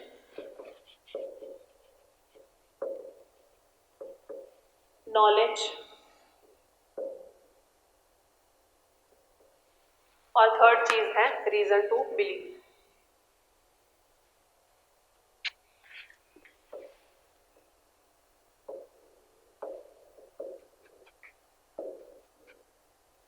ठीक है, ये हम डिटेल में तब करेंगे जब हम वॉलंटरी की डेफिनेशन पर आएंगे। फिलहाल के लिए आप समझने के लिए देख लो कि माइंड में आपकी इंटेंशन क्या थी, ठीक है। कुछ भी काम करते वक्त, कोई भी एक्ट करते वक्त आपने किस इंटेंशन से किया। उसके बाद नॉलेज कि आपको क्या नॉलेज थी कि उस एक्ट के क्या कॉन्सिक्वेंसेज होंगे, ठीक है। रीजन टू बिलीव, आपने क्या सोच कर, क्या बिलीव करके आपके दिमाग में क्या चीज़ आई कि आपने ये एक्ट जो है वो किया, ठीक है। ये सारी जो चीज़ें हैं ये आपकी डेफिनेशन ऑफ वॉलंटरली भी बनाती है, ठीक है। तभी मैंने कहा कि मेंस रिया जब हम डिस्कस करेंगे तो हम वॉलंटरली की डेफिनेशन डिस्कस करेंगे, वहाँ पर आपका मेंस रिया और ये सारी चीज़ें हम डिटेल में करेंगे, ठीक है। आज हम ओवरव्यू वाली क्लास ले रहे हैं, तो आपको बेसिक इतना पता होना चाहिए कि माइंड जो है वो क्या क्या इंक्लूड करता है। इसके बाद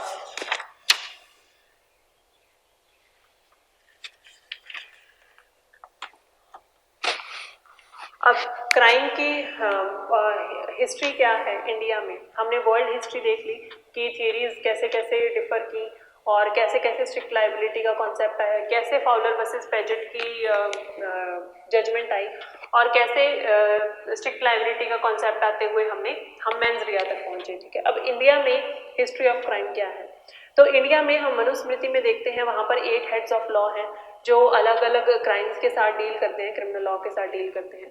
तो मनुस्मृति में किन किन चीज़ों की बात की गई है, असॉल्ट की, डेफेमेशन की, थेफ्ट की, चीटिंग की, ट्रेसपास की, गैम्बलिंग की, वायलेंस टू द बॉडी की, रॉबरी की, अडल्ट्री की, ये सारी चीज़ें जो है वो, ये सारे क्राइम्स जो है वो मनुस्मृति में दिए गए हैं। और इन सबकी पनिशमेंट्स जो है वो, उनकी भी रेंज जो थी वो अलग अलग थी।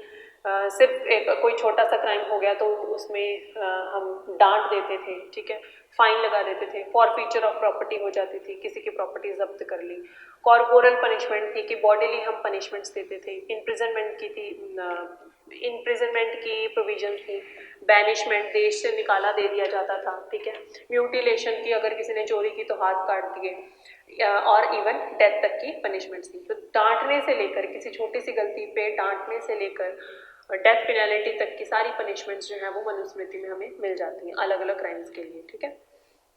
अब उस टाइम पर मनुस्मृति के बाद फिर तब की 90% जो पॉपुलेशन थी वो हिंदू थी। तो जब ब्रिटिशर्स आए तो उन्होंने सबसे पहले ट्राई किया कि वो हिंदू कोडिफाइड लॉ लेकर आए, ठीक है। अब वॉरेन हेस्टिंग्स ने कहा ब्राह्मण्स, बनारस के ब्राह्मण्स को कि आप एक हिंदू क्रिमिनल लॉ जो है वो हमें लिख कर दीजिए जो हिंदू स्क्रिप्चर्स पर बेस्ड हो, ठीक है। तो उन्होंने फर्स्ट टाइम कंपाइल किया हिंदू कोड, जिसे कहा जाता है जेंटू कोड। ये भी प्रीलिम्स में और इंटरव्यू में आपका क्वेश्चन बनता है कि फर्स्ट एवर जो कोड था हिंदू क्रिमिनल लॉ पर वो कौन सा था, ठीक है। आपसे इंटरव्यू में कुछ भी पूछ सकते हैं, ठीक है। कितनी भी डिटेल में जाकर, कितने भी ऊपरी ऊपरी तौर के आपसे क्वेश्चंस जो है वो पूछे जा सकते हैं।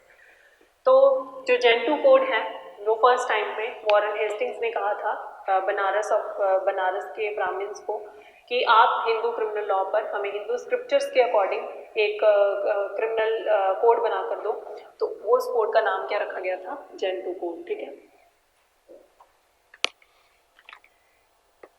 और इस कोड में ही डेथ पेनल्टी की प्रोविजन दी गई थी कि अगर कोई मर्डर कमिट करता है या हाउस ब्रेकिंग करता है या रॉबरी करता है, उन सब के लिए डेथ पेनल्टी जो है वो प्रोवाइड की गई थी इसी जेंटू कोड में, ठीक है। इसके बाद मुस्लिम्स में भी लॉ ऑफ क्राइम जो है वो हमें देखने को मिलता है। तो ठीक है, 90% ऑफ जो थी पॉपुलेशन हिंदू थी, बट मुस्लिम्स भी तो थे। और अगर हम बाद की बात करें तो मुगल रूल जो था वो बाद में चलता था। तो अब मुस्लिम का भी अपना क्रिमिनल लॉ जो था, ठीक है। मुस्लिम्स हमने हिंदू लॉ में तो देख लिया कि मनुस्मृति से हम अपना लॉ देख रहे हैं, क्रिमिनल लॉ देख रहे हैं, किस तरह की पनिशमेंट्स हैं, कौन कौन से ऑफेंसेस हैं, ठीक है। मुस्लिम ने क्या था, कुरान जो था वो उनका सोर्स था, ठीक है, कुरान या शरीयत। तो होली कुरान से वो देखते थे कि कौन से जो क्राइम्स हैं, क्या वे ऑफ लिविंग है एक मुस्लिम की, ठीक है। या कुरान, इनके हम जब मुस्लिम लॉ करेंगे तब हम इनके सोर्सेज भी देखेंगे। तो मेनली जो भी हमने law of crime Muslim law से डिराइव किया है वो इन्हीं सोर्सेज से किया है, ठीक है। 4-5 सोर्सेज हैं इनके। मुस्लिम लॉ में हम डिटेल में करेंगे, अभी के लिए आप नाम लिख सकते हो। इनके जो सोर्सेज हैं वो होली कुरान है, शरीयत जिसे हम कह देते हैं। सेकेंड है सुन्ना ऑफ प्रॉफिट, सुन्ना SUNNA, सुन्ना ऑफ प्रॉफिट। थर्ड है इजमा, IJMA।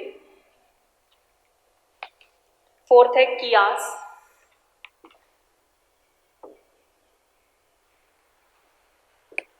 ठीक है।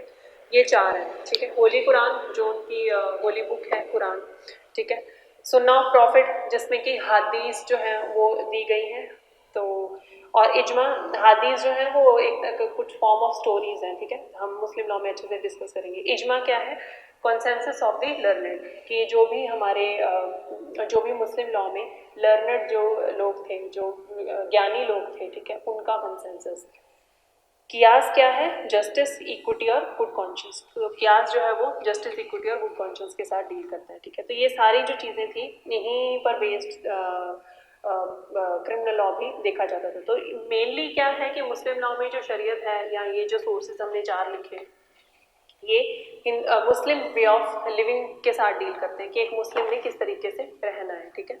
अब इनका जो एंटायर लॉ ऑफ क्राइम है वो बहुत ऐसे डिटेल में है, मेरे पास नोट्स अभी। किस्साज है, हद है, ताजिर है, ठीक है। ताजिर में कल्पेबल होमिसाइड फिर आ जाता है। कल्पेबल होमिसाइड को बहुत अच्छे से मुस्लिम लॉ में दिया गया है, ठीक है। वहाँ पर 5 ग्रेड्स ऑफ होमिसाइड जो है वो मुस्लिम लॉ में डिस्कस की गई है कल्पेबल होमिसाइड की।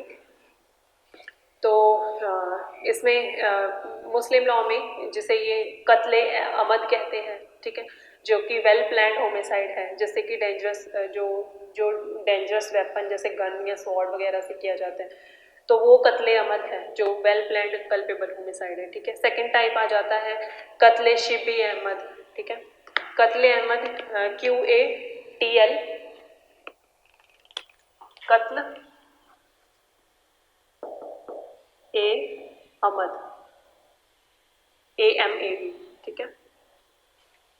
कत्ले अमद है कत्ल ए, सेकेंड टाइप शिब ए अमद, ये सेकेंड टाइप है। थर्ड टाइप है कत्ले खता,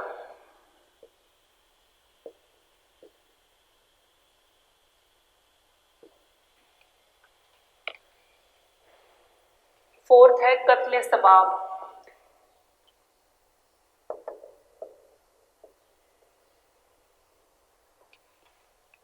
फिफ्थ टाइप है कत्ल by rash and negligent driving, ठीक है। तो ये 5 तरह के कल्पेबल होमिसाइड्स हैं जो मुस्लिम लॉ में डिस्कस किए गए हैं। कत्ले अमद में क्या होता है? वेल प्लान्ड होमिसाइड है जहां पर डेंजरस वेपन को यूज करके, गन को यूज करके, स्वॉर्ड को यूज करके इन सब के साथ कल्पेबल होमिसाइड किया जाता है, ठीक है। कत्ले शिबे अमद में क्या है? सेकेंड टाइप ऑफ होमिसाइड में जहां पर वेपन जो है वो उससे बहुत ज़्यादा डेथ कॉज होने की संभावना नहीं होती। जैसे कि अब पता है कि स्वॉर्ड है, स्वॉर्ड मारेंगे तो कत्ल होगा ही होगा, ठीक है। लेकिन अगर हम वही एक स्टिक से किसी को मार रहे हैं तो ऐसा श्योर शॉट नहीं है कि कत्ल होगा। तो थोड़ा सा कम डेंजरस वेपन जिसके साथ डेथ कॉज नहीं हो सकती उसके साथ मारना, उसको कत्ले शिबे अहमद कहते हैं। कत्ले खता मतलब कि गलती से अगर आपसे कल्पेबल होमिसाइड हो गया है तो उसे कत्ले खता कहा जाता है। कत्ले सबाब है जिसमें इनवॉलेंट्री होमिसाइड होता है, ठीक है, जहाँ पर आपकी कोई वॉलेंट्री इंटेंशन नहीं थी। कत्ल by rash and negligent driving जहाँ पर एक्सीडेंटल होमिसाइड होता है, ठीक है, गलती से आपसे होमिसाइड हो गया। तो ये 5 काइंड ऑफ होमिसाइड्स हैं जो हमें मुस्लिम लॉ में मिलते हैं।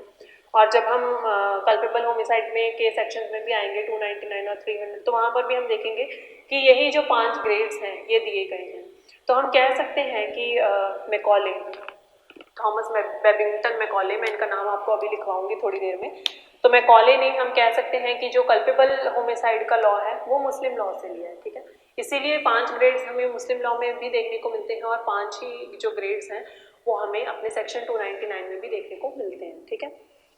इसके बाद फिर ब्रिटिश इंडिया, जैसे जैसे हमारी ईस्ट इंडिया कंपनी आई थी, ईस्ट इंडिया कंपनी ने रूलिंग स्टार्ट की, ठीक है। फिर प्रेसिडेंसीज बनी, तो अब जो प्रेसिडेंसीज थी वहाँ पर कॉमन लॉ प्रिवेलेंट था, जो भी इंग्लिश कॉमन लॉ था, ठीक है। और उसके बाद जो मुफस्सिल एरियाज थे, ठीक है, जो आउट ऑफ प्रेसिडेंसी एरियाज थे, वहाँ पर हिंदूज पर हिंदू लॉ एप्लीकेबल था, मुस्लिम्स पर मुस्लिम लॉ एप्लीकेबल था। तो एज सच कोई भी यूनिफॉर्मिटी नहीं थी लॉ की। तो फर्स्ट टाइम इन्होंने कोशिश की कि एक सिस्टम ऑफ लॉ बनाया जाए, तो इसके लिए ये रेगुलेटिंग एक्ट 1773 लेकर आए। वहाँ पर फौजदारी अदालत सिस्टम स्टार्ट हुआ, निज़ाम सदर अदालत स्टार्ट हुई, ठीक है। इस तरीके से इन्होंने सिस्टमेटिक वे में लॉ को फ्रेम करने की कोशिश की, ठीक है। इसके बाद आपके लिए इम्पॉर्टेंट चीज़ ये है कि निज़ामत सदर अदालत, first supreme court of India, वो कब इस्टेब्लिश हुई थी और कहाँ इस्टेब्लिश हुई थी, ये एक फैक्ट लिख लो। First supreme court of India, जिसे तब के टाइम पर निज़ामत सदर अदालत कहा जाता था, it was establish in Calcutta on 26 मार्च 1774।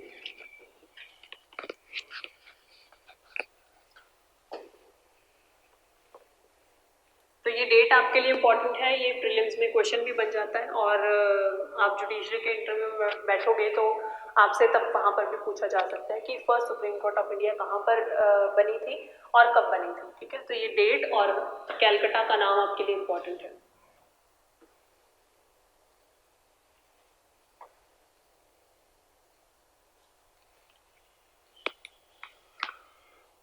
इसके बाद फिर इंडियन हाई कोर्ट्स एक्ट आया 1861 में, ठीक है। कोर्ट्स बनाई जाने लगी, हायरार्की ऑफ कोर्ट्स भी सेट हुई, तो इस तरीके से इंडियन हाई कोर्ट्स एक्ट आया 1861 में। फिर 3 सुप्रीम कोर्ट्स जो हैं वो इस्टेब्लिश की गई, कैलकटा, मद्रास और बॉम्बे में, ठीक है। सॉरी, इससे पहले जब इससे पहले क्या था कि ब्रिटिशर्स ने 3 कोर्ट्स जो है वो इस्टेब्लिश की थी प्रेसिडेंसी टाउन्स में, कैलकटा, बॉम्बे और मद्रास में। बट जब इंडियन हाई कोर्ट्स एक्ट आया 1861 में, तो ये जो 3 सुप्रीम कोर्ट्स थी, ये वाला सिस्टम जो है वो एबॉलिश कर दिया गया, और इसके बाद सिर्फ जो प्रिवी काउंसिल थी वहाँ पर हाई कोर्ट्स को बिठाया गया, ठीक है, लंदन में। इस तरीके से चलता रहा। फिर गवर्नमेंट ऑफ इंडिया एक्ट आया 1935। ये सारी हिस्ट्री हम कॉन्स्टिट्यूशन लॉ में डिस्कस करेंगे, यहाँ पर आपके लिए इतना कुछ इंपॉर्टेंट नहीं है। हमारे लिए जो इम्पोर्टेंट है वो है कि हिस्ट्री ऑफ आईपीसी क्या है, ठीक है। आईपीसी कैसे आज के टाइम पर जो हम आईपीसी देखते हैं वो कैसे एग्जिस्टेंस में आई, ठीक है। तो आप हिस्ट्री ऑफ आईपीसी में कुछ अब मैं बस आपको इम्पोर्टेंट फैक्ट्स ही लिखवाने जा रही हूँ, तो आप ये सारी चीज़ें जैसे जैसे मैं बोलती जा रही हूँ आप लिखते जाओ। The genesis of birth of IPC lies with the Charter of 1833। तो Charter of 1833 में हमारा जो genesis of IPC है ये लाई करता है। हिस्ट्री ऑफ आईपीसी डालकर उसके नीचे आप ऐसे नोट्स बनाते जाओ अपने। The genesis of birth of IPC lies with the charter of 1833। इस चार्टर में फर्स्ट टाइम कॉन्सेप्ट आया लॉ कमीशन का, ठीक है।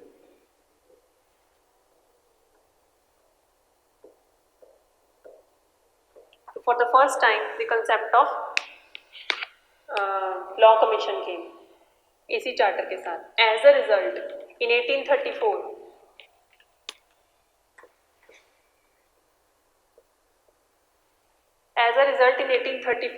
our first law commission was formed।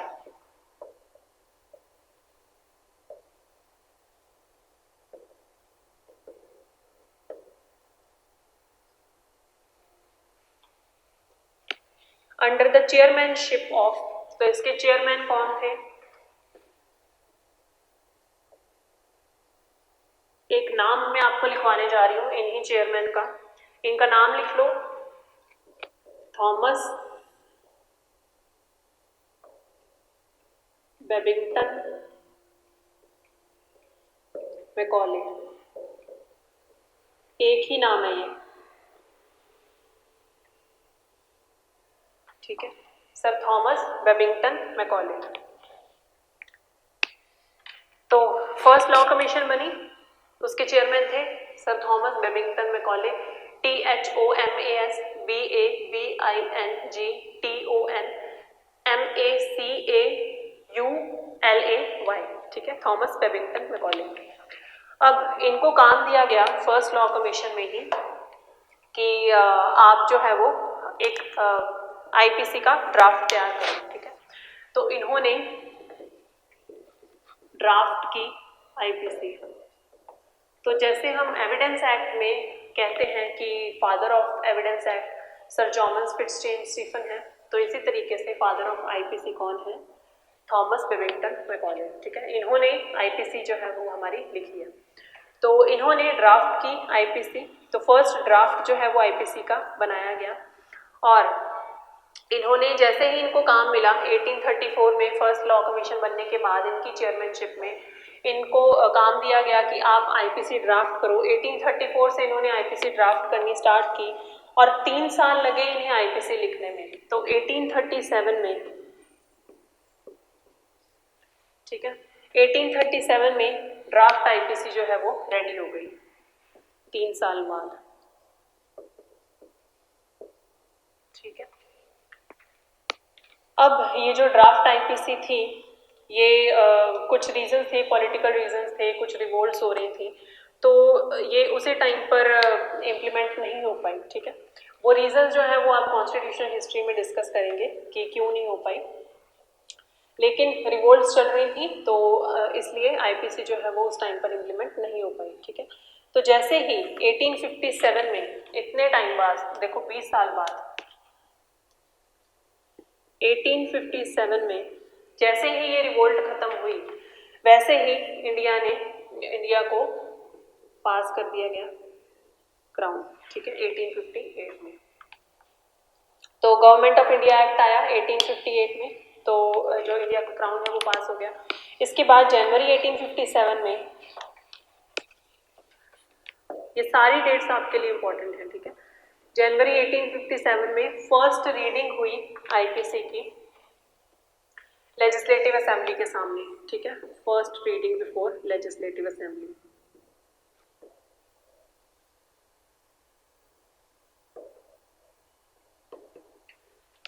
तो ये जो ड्राफ्ट आईपीसी थी जो 1834 में काम स्टार्ट हुआ, 1837 में 3 साल बाद की मेहनत के बाद बनी, उसके बाद 20 सालों तक ऐसे ही पड़ी रही इंतज़ार में कि हम इसे इम्प्लीमेंट करेंगे, ठीक है।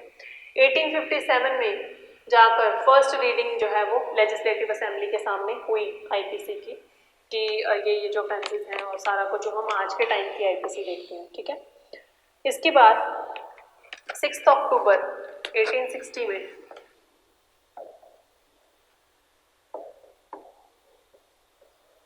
ये डेट आपके लिए इम्पोर्टेंट है, ठीक है। 6 अक्टूबर 1860 में ये पास कर दी गई by legislative council of India. तो जैसे आपको पता है कि ऑर्डिनेंस बिल्स वगैरह जो है वो कैसे पास होते हैं, उसी तरीके से तो आईपीसी जो है वो पास हो गई by legislative council of India. और आपको ये डेट ना, ये वाली जो डेट है जहाँ पर ये पास हुई, ये डेट आपको अपने बेयर एक्ट में यहाँ ब्रैकेट में लिखी हुई मिल जाएगी। तो इस डेट का सिग्निफिकेंस यही है कि इस डेट पर आईपीसी जो है वो लेजिस्लेटिव काउंसिल ऑफ इंडिया में पास हो गई थी, ठीक है। इसके बाद इसकी इफेक्टिव डेट रखी गई हुई 1 मई 1861, ठीक है। तो इसकी इफेक्टिव डेट क्या थी? 1 मई 1861 रखी गई कि 6 अक्टूबर 1860 में आईपीसी जो है वो पास हो जाती है, आईपीसी एक लॉ बन जाती है, ठीक है। लेकिन अब इस लॉ को इम्प्लीमेंट भी तो करना है, फोर्स में लाना है, ठीक है। तो वो फोर्स में लाने के लिए 1 मई 1861 से डेट रखी गई कि यहाँ से इस डेट से आईपीसी जो है वो लागू होनी स्टार्ट हो जाएगी, ठीक है। लेकिन उस टाइम पर क्योंकि नया लॉ था, मैजिस्ट्रेट्स जो थे वो रेडी नहीं थे, उनको पता नहीं था कि किस तरीके से चीज़ें जो चल रही हैं वो इतने ट्रेंड नहीं थे, ठीक है। तो उन्होंने कुछ टाइम मांगा कि हमें ट्रेनिंग का टाइम दिया जाए ताकि ये जो आईपीसी है इसे हम इफेक्टिवली लागू कर सकें, ठीक है। तो magistrates were not ready by then, they needed more time for training. तो इनको इस टाइम को 6 मंथ्स के लिए एक्सटेंड किया गया, ठीक है। और अब ये आपका प्रीलिम्स का क्वेश्चन बन जाता है, ठीक है। अब फाइनल डेट बनी 1 जनवरी 1862, ठीक है। तो 1 जनवरी 1862 को आईपीसी जो है वो एग्जिस्टेंस में आ गई, केम इनटू फोर्स। एग्जिस्टेंस में तो आई गई थी, अब फोर्स में आ गई, ठीक है। तो आईपीसी 1 जनवरी 1862 से लागू होनी स्टार्ट हो गई।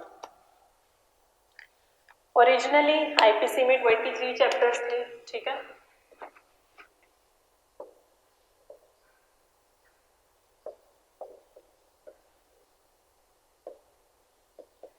लेकिन कुछ कुछ चेंजेस होते गए, ठीक है। 1913 में कुछ और चैप्टर्स जो हैं वो ऐड किए गए। 1913 में 3 चैप्टर्स और ऐड किए गए, ठीक है। ये ईयर आपके लिए इम्पोर्टेंट है 1913 का, और आपको ये भी पता होना चाहिए कि कौन से चैप्टर्स जो हैं वो बाद में ऐड किए गए हैं आईपीसी में, ठीक है।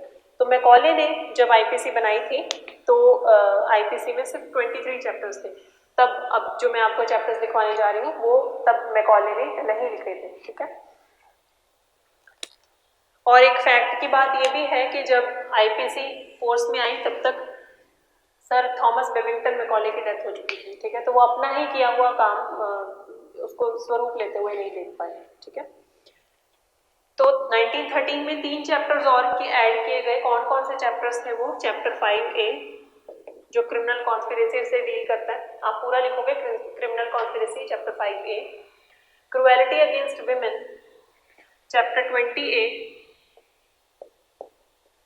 और इलेक्शंस का चैप्टर है चैप्टर 9A, ठीक है। ये जो 3 चैप्टर्स थे ये 1913 में ऐड किए गए, और हमारी जो प्रेजेंट आईपीसी है, जो हम आज के टाइम में आईपीसी देखते हैं, वो इस तरीके से फॉर्मेशन में आई है, ठीक है। तो आज के टाइम पे आईपीसी में वैसे तो ओरिजिनली 23 चैप्टर्स ही हैं, लेकिन अगर आप इफेक्टिवली देखो तो ये 3 चैप्टर्स जो हैं वो बाद में ऐड हुए थे, 26 चैप्टर्स हैं, ठीक है। लेकिन अगर आपसे क्वेश्चन में पूछा जाए तो 23 चैप्टर्स ही हैं, क्योंकि हमने जो ओरिजिनल चैप्टर्स हैं उनमें कुछ भी बढ़ाकर नंबर नहीं ऐड किए। यही जो चैप्टर्स हैं उसमें ए डालकर ऐसे पार्ट्स में डाल दिए, ठीक है।